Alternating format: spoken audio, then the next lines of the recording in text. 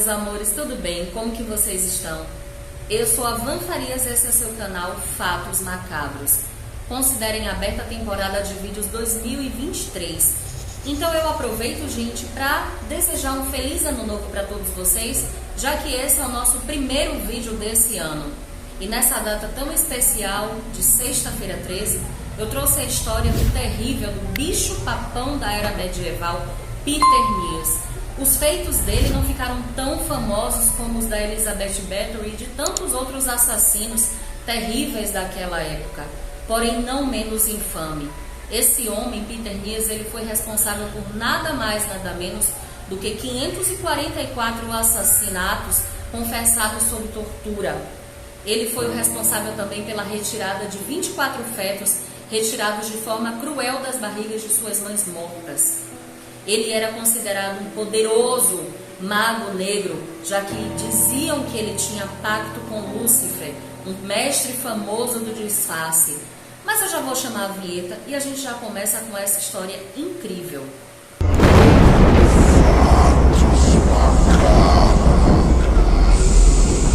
Peter Nias nasceu camponês na Alemanha durante o século XVI. Começou a matar logo no início da Guerra dos Camponeses em 1525. A revolta foi a maior da Europa antes da Revolução Francesa. Peter Nias e seu parceiro Summer eram os líderes de uma gangue composta por 24 homens que inicialmente atacavam os campos e montanhas da Alsácia, França. Às vezes eles se reuniam em grupos maiores e às vezes eles se dividiam em grupos menores para saquear e matar as pessoas que eles encontravam pelo caminho. Dessa forma, gente, atuando dessa maneira, eles atuaram por longos 11 anos, até serem pegos pela primeira vez e serem dedurados por um comparsa integrante daquele grupo.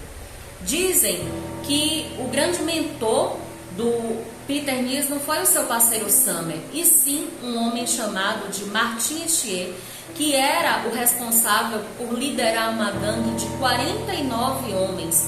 Inclusive, ele foi também o responsável por inserir Peter Nias nesse mundo, nessa esfera de pacto com Satanás.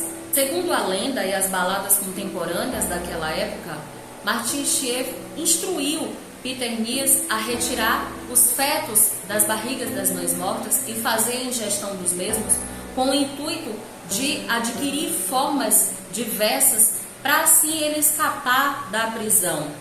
As pessoas diziam que Peter Nias era capaz de, em certo momento, aparecer como um velho, às vezes como um soldado, e até tomar a forma de animais e de pedras.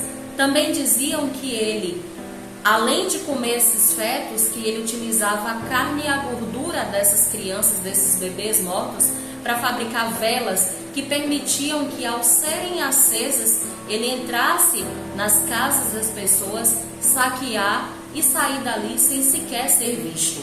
Como mago negro, diziam que Peter Nias adquiriu um apetite pelo infanticídio. Diziam que ele pegava as mãos, os pés, cortava os corações das crianças e os comia. Diz também que ele cortava os seios das meninas que ele matava. Peter Nias era sempre descrito como muito velho, com 2 dedos tortos e uma longa cicatriz no queixo. Porém, diziam que ele sempre carregava muito dinheiro, andava com 2 pistolas e uma espada larga. Em 1577, Peter Nias foi preso pela primeira vez ao ser dedurado por um dos integrantes ali da sua gangue. Enquanto ele estava preso, ele confessou 75 assassinatos, o que explicou o sumiço de diversas mulheres ali da região. Porém, gente, de alguma forma, ele conseguiu escapar da prisão e da pena de morte, o que deu ainda mais força àquela crença de que ele era um mago negro, um poderoso mago negro que possuía a habilidade de se transformar em cães, gatos e até cabras. Peter Nias conseguiu agir por mais 4 anos, quando finalmente, em 1581, ele estava fugindo para mais uma vez não ser preso e ele se hospedou na pousada de Bell, localizada no distrito rural alemão de Neumarkt in der Oberpfalz, a cerca de 40 quilômetros de Nuremberg. Após 2 dias, ele sentiu a necessidade de se lavar, então ele pediu ao estalajadeiro que guardasse aquela sua sacola mágica. Então ele se dirigiu para uma casa de banhos. Naquela época, a fama de Peter já precedia ele, né? Então ele sendo tão esperto, ele não conseguiu notar aquele clima hostil que se formou ao redor dele.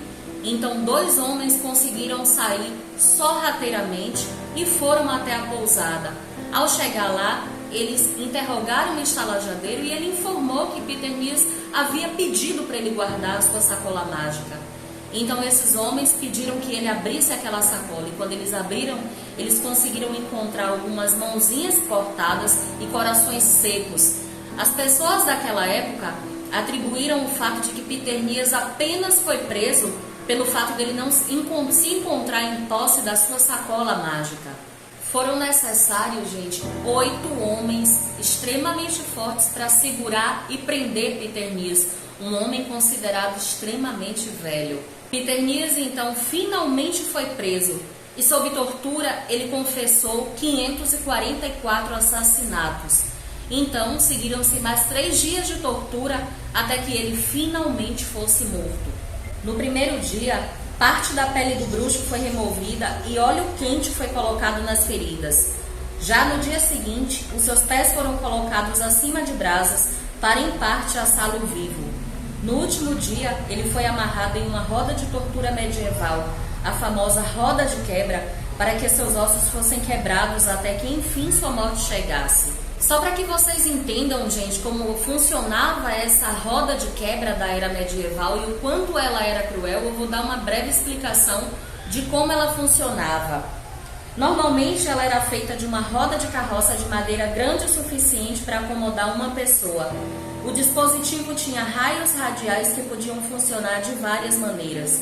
Às vezes os condenados eram amarrados à roda, enquanto seus membros eram espancados com um porrete ou porrete de ferro, e outras vezes eram colocados de braços abertos em cima da roda, onde podiam ser espancados e exibidos adequadamente depois. Embora horrível, a execução medieval de Nias não foi considerada incomum para um criminoso de seu status. De acordo com suas próprias confissões, ele era, sem dúvida, o serial killer mais prolífico até hoje, e neste mundo de olho por olho, sua punição dificilmente parecia extrema. Quando se tratava da roda de quebra, os franceses eram caracteristicamente criativos, colocando o culpado na roda giratória com seus membros esticados ao longo dos raios. Um grande martelo então descia periodicamente para esmagar os membros da pessoa entre as lacunas. Isso duraria até que os braços e pernas da pessoa fossem quebrados o suficiente para entrelaçá-los pelos raios, ou até que a multidão gritasse pedindo clemência, que aconteciam quando o torturador desferia alguns golpes misericordiosos no peito ou no abdômen da pessoa. Esse movimento geralmente causava uma morte mais rápida, pois deixá-los sozinhos na roda poderia prolongar seu sofrimento por dias e seus olhos acabariam sendo arrancados por corvos. Se esses tiros no torso não fossem considerados misericordiosos o suficiente, algumas vítimas privilegiadas poderiam ser estranguladas após apenas alguns golpes, ou antes mesmo de começarem, para poupar os condenados de mais sofrimento. Morria sobrevivendo na roda por 4 dias depois de suportar tal punição.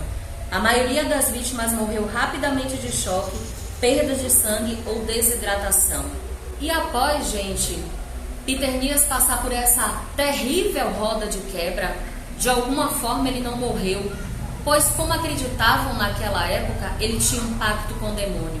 Então o seu carrasco decidiu fazer o quê? Decidiu esquartejar, cortar partes do corpo daquele terrível assassino para que ele finalmente morresse. E esse foi o cruel fim daquele sádico, assassino, canibal e satanista Peter Essa, gente, foi a história que eu preparei para vocês hoje. Espero muito que vocês tenham gostado. Caso vocês tenham gostado, não esquece de deixar aquele like, tá? Curtir o vídeo, se inscrever no canal, ativar o sininho de notificações, aquelas coisas que vocês sabem que é importante. Eu queria pedir para vocês, gente, para quem ficou comigo aqui até o final, para que vocês olhem se A inscrição de vocês permanece, né? Se essa inscrição permanece, porque eu já percebi que o YouTube às vezes retira essas inscrições, tá bom? Mas eu não vou me alongar muito para que esse vídeo também não fique cansativo demais. Espero que vocês tenham gostado. Terça-feira a gente tem um vídeo novinho saindo do forninho para vocês, tá bom? Beijos, meus amores. Uma ótima sexta-feira 13. Um excelente final de semana. Até mais. Tchau, tchau.